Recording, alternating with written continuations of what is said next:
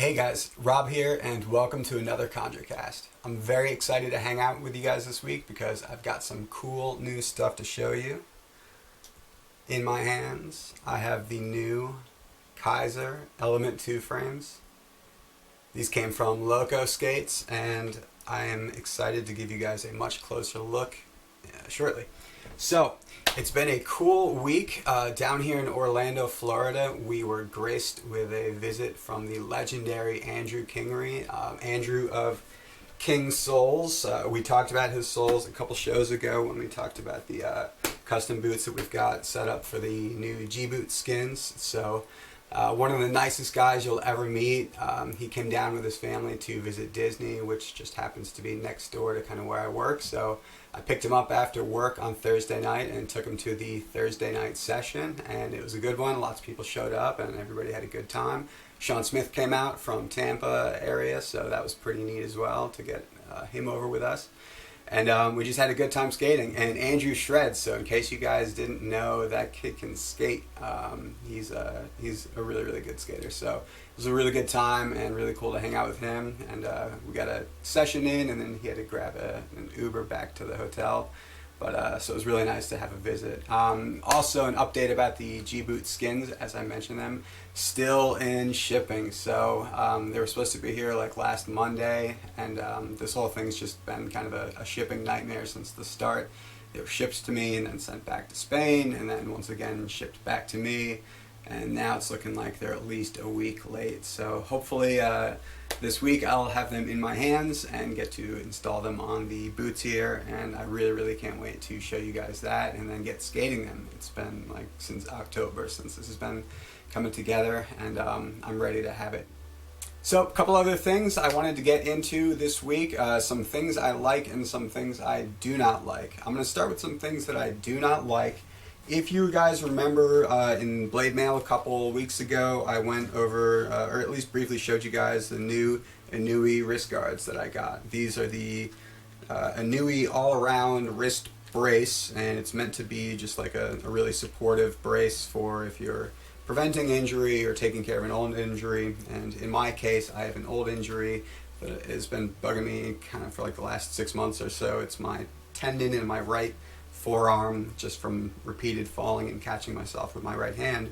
So I did a bunch of research and looked around, and this really seemed to be kind of the best option. There's a few wrist braces that Inui makes that are similar to this configuration, and I selected this one. And first time I used it, it was alright. I didn't really have any issues with it. Second time I used it, just about the first time I fell, not even a hard fall, just kind of went down, missed a grind on the coping and caught myself, and I noticed that the front splint popped out.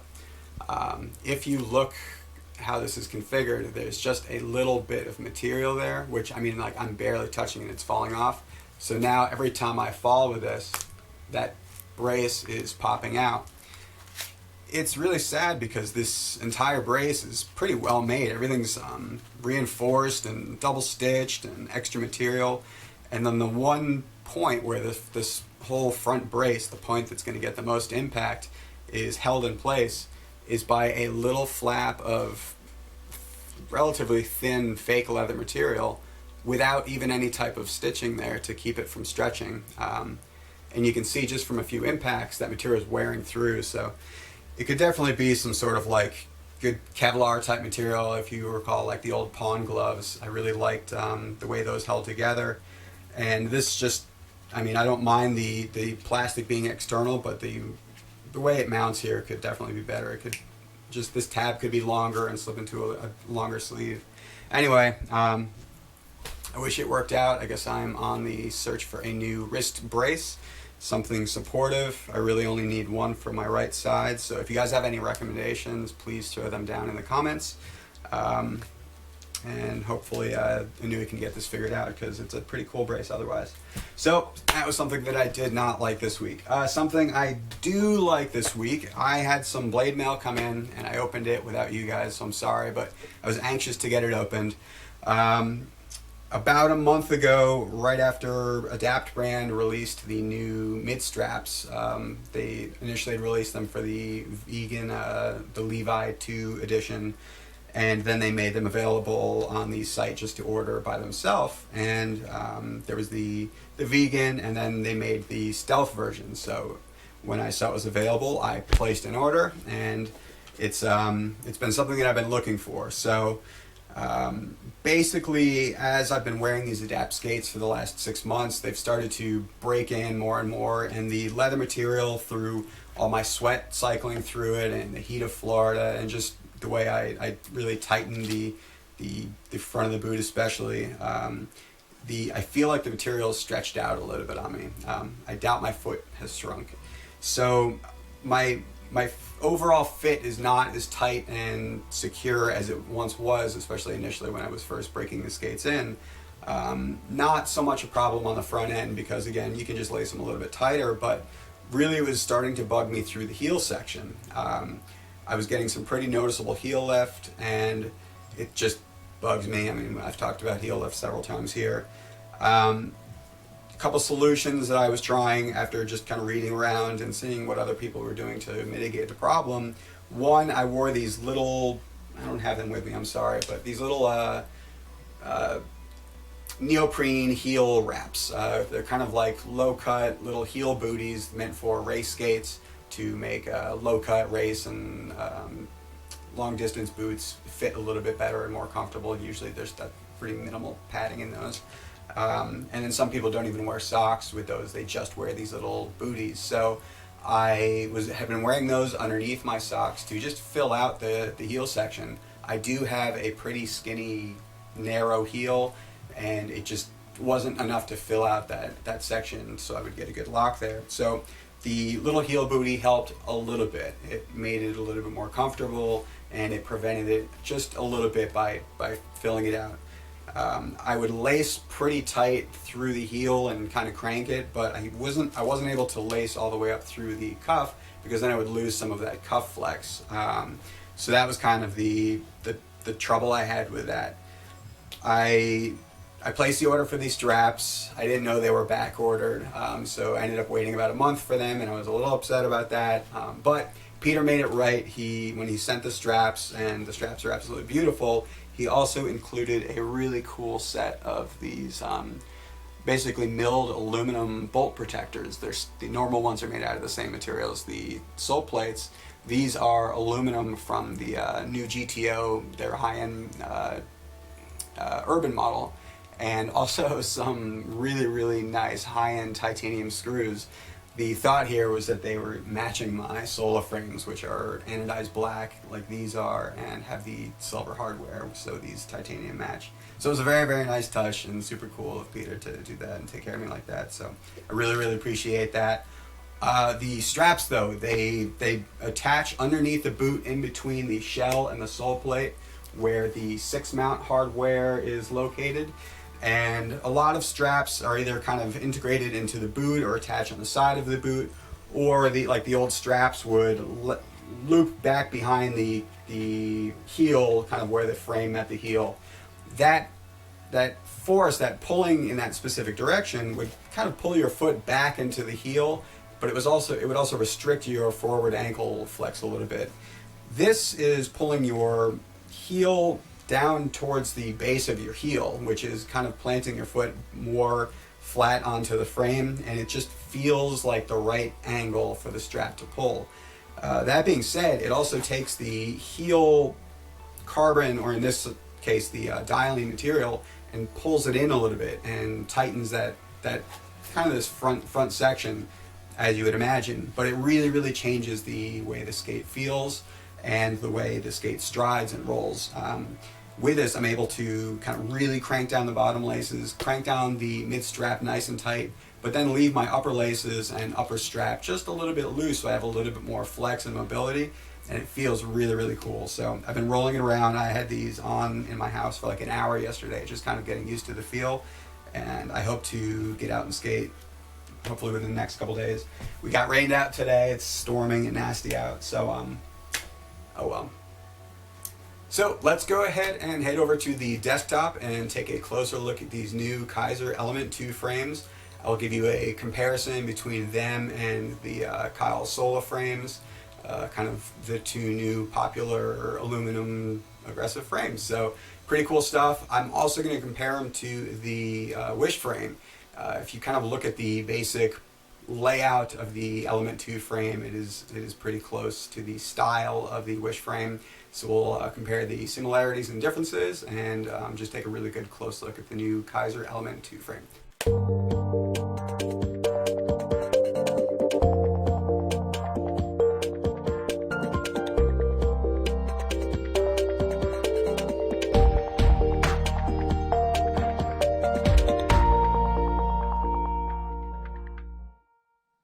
Alright guys, let's take a closer look at the new Kizer Element 2 frame.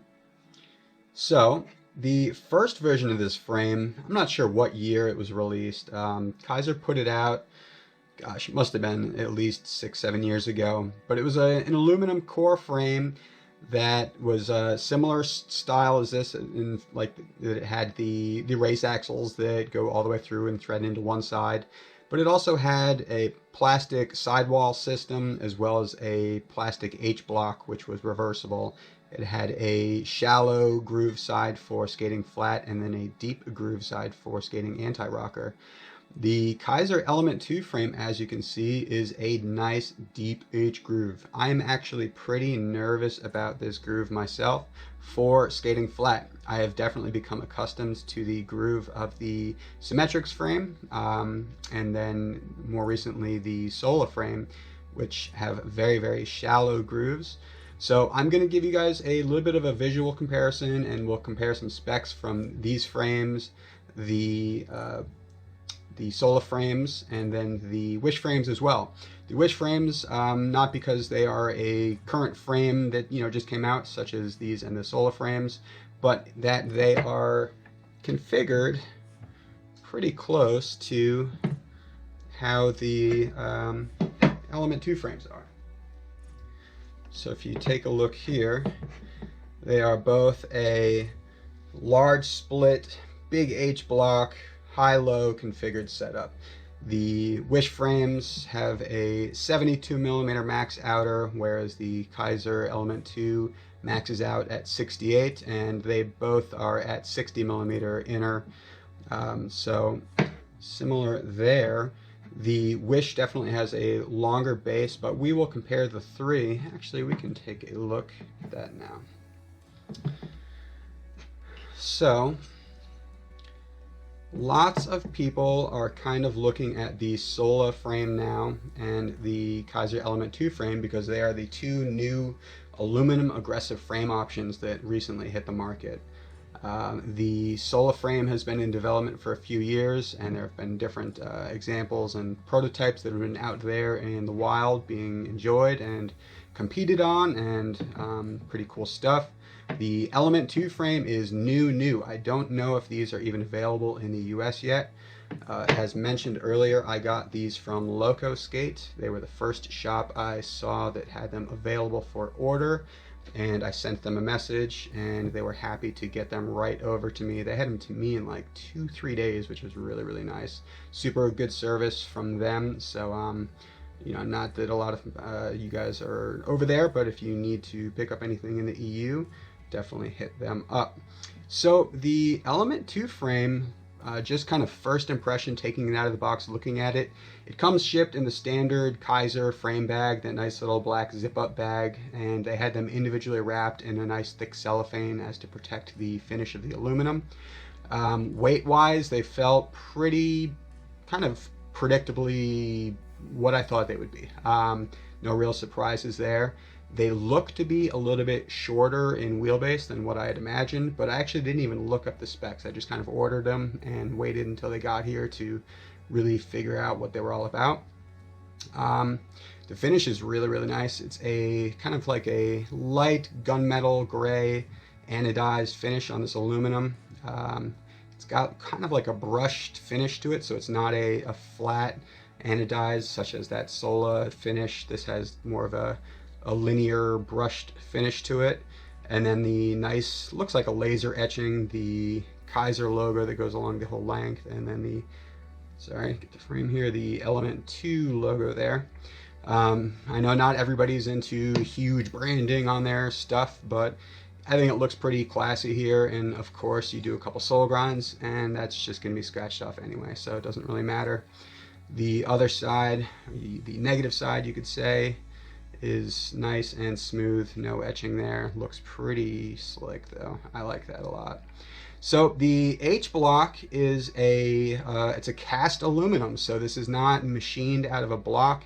This is where they make a mold and then they pour molten aluminum down into that mold and then extrude this shape out of the mold, and this is what you get. So I'm sure there's some polishing that takes place after. This is like a nice, like super buff aluminum finish. It's not even brushed, it's a little bit finer than that. It's smooth, the edges are nice and rounded. So what I predict is that this material will slide really, really well. I have no doubt that it'll slide well. My only concern here, and I've spoken about this on Blade Tech and a couple other sites, is the depth of the H block, and that is relative to when I'm getting onto a trick, especially like coping and there's a top deck. The deeper that H block is, the closer my urethane will be to the deck. So I have some concern that although this does function as pretty good wheel bite protection, I might get hung up a little bit. So I do have this set up with the max wheel size at the 68 on the outside and 60 millimeter on the inside. It would very well be possible to set them up with something smaller, maybe a say 65 on the outside and whatever the equivalent to get flat on the inside would be. Now that being said, the wish frame I skated for a while, about a month last year. I skated them straight and I absolutely loved them, and I never ever had any issues with wheel bite, whether it be on ledges or coping or anything else. So no issues. I did ride them with smaller wheels, but I really don't think I needed to. I'm gonna get back into the wish frame soon when I put those G boots together, so I'm looking forward to that. So a little bit of a comparison as far as some general specs on these frames. First, you will notice in order here, the Kizer Element 2s are the shortest. Now the Sola frames here are the large version. The Kizer Element 2 is a one size, I think for now, I believe. But the Sola frame comes in a large small. I opted for the large because I do prefer a larger wheelbase. The Element 2 wheelbase is at 260 millimeters, so that is kind of nice and tight. Not too short. Even I put it on my size 9 boot to see how it fit, and it looked just right. If you had a size 11, 12 foot, this might be a little short for you. The Sola frame by comparison is at 270 millimeters. Now again, it is a size large, so it's about a centimeter in difference in wheelbase there. And then the Wish frame, I measured it at about 283. Now I could be off, I didn't even look at the official specs, but that was just based on my measurements here with the nice measurement tool I had on hand. So there's no secret, that's a long frame. There are a couple longer frames out there, the super long K2 frame, and I believe the new Caltic frame, flat frame. I'm sorry, I'm drawing a blank on the name of it, but I do believe that is a little bit longer in wheelbase as well. So another thing that I wanted to compare was the overall weight of the frame, and I did not want to weigh the frame as it was without wheels loaded. I don't think that's always a relevant measurement. Sometimes when you look at the measurement of weight, comparing a 4 by 100 frame compared to a 3 by 125 frame, it's not really a fair comparison because you're not factoring the weight of the wheels and bearings. So these frames are all set up as they're kind of meant to be configured. They're all maxed out with the 70 to 60 millimeter, and then 68 60 millimeter. The weight loaded, starting with the Kizer Element 2 frame, was at 731 grams, and that's the heaviest of the three. So I do associate that with probably the cast aluminum H block. Now you see it is hollow in the core there, but it's just kind of a beefy piece of equipment. Not heavy, it doesn't feel heavy in the hand. Like I said, I wasn't surprised by the weight. I didn't feel like it was too light or too heavy. It just kind of is what it is. The Sola frame is at 704 grams, so it's still it's still got some weight to it. You can feel it in the hands. It feels like aluminum, especially with the wheels loaded in there. But on the foot, it does not feel heavy. I always prefer a little bit more weight on my feet versus something really, really light. I didn't really like the USD carbons with Featherlight 2s because I felt like I was just wearing socks. My feet were just flying all over the place. The next comparison I wanted to make was the effective height. Now, by effective height, I basically mean the distance from where the top of your frame interacts with the boot to where the urethane interacts with the ground. That is how high your boot is off of the ground because of the frame and wheels that you're using. So again, these frames are set up with the wheels that they're intended to be maxed out at. So, and these are new wheels more or less, so it's a fair comparison. The effective height of the Element 2 frame was at 70 millimeters. So the distance, basically you have your 68 millimeter wheel plus about 2 millimeters of clearance until you get to where your plate interacts with the frame. So you're essentially 70 millimeters off the ground. The effective height of the Sola frame was down at 62 millimeters, which is basically the same difference, 60 millimeters offset by about 2 millimeters of clearance there. And then the Wish frame was at 68 millimeters. So despite that 72 millimeter wheel outer, you have to remember that that does sit up above the frame, and some people have to notch out their sole plate. So the real effective height for the Wish frame is at 68 millimeters. So those are the 3 measurements that I really wanted to compare. I have not put these on boots yet and rolled them. I obviously have not had the chance to skate or grind them yet. I just wanted to set them up with some wheels so that we could take a look here and compare. Really, these two are the ones that people are talking about right now as far as cool new aluminum frames, and I hope to see much more skating and use of both of them. I am 3 sessions in on the Sola frames, and I really, really love them so far. Not enough time to really give you guys a good full review, but that is coming. And then I do want to try these out just in the meantime, just to get a feel for them once. And then once I'm done with the Sola frames, I'm going to really jump into the Kizer Element 2s and give them a whirl, give them a good ride, and see how it all goes, so I can let you guys know about that. So thanks for checking out the new Kizer Element 2 frames, and we'll see what we get coming soon. Hey guys, one more thing before I go. I actually forgot to announce the winner of the K-Skate Celtic Kids Skate giveaway. So I put up a little contest video over on the Instagram. Our Instagram does not have that great of a following yet, so please head over there and follow. But I actually didn't have very many submissions, so the winner ended up being Patrick White from Orlando, Florida. So Patrick really wanted these for his daughter, who he's going to get into skating, and he's a local blader, super nice guy, another fellow New Yorker, so I'm absolutely happy to hand these over to him for his daughter, and I can't wait to hear about her experience getting to learn in them and enjoy them, and I hope to be able to share that with you guys in the future. So thanks for hanging out. Please do not forget to subscribe to the page. It kind of motivates me to keep going and sharing all this stuff with you guys. And be sure to head over to Instagram, like I said, and give us a subscribe there. Hope you guys have a great week, and I will see you soon. Happy skating.